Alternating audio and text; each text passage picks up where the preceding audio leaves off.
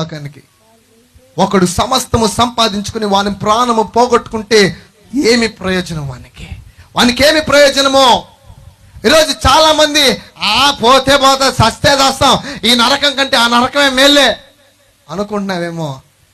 నువ్వు అనుకునే నరకం అటువంటి నరకం కాదు, ఊహకు అందనిదే. ఒక్కసారి అక్కడ పడ్డాము అంటే, ఇక్కడ యేసు ప్రభు దయ్యాలనైతే క్షమించాడు, అక్కడ నరకంలో పడిన తర్వాత దేవుడే అంటాడు, మీకు మాకు మధ్య అగాధం ఉంది, ఇటువైపు వారు అటువైపు వెళ్ళారు, అటువైపు వారు ఇటువైపు రాలేరు.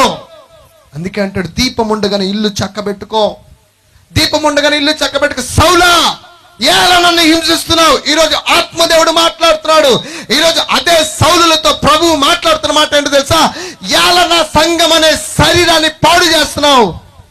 అది మద్యము వల్ల, అది త్రాగుడు వల్ల, అది వ్యభిచారం వల్ల, what ever it is maybe, అది ఏదైనా కావచ్చు, అది పాన్పరాకుల వల్ల,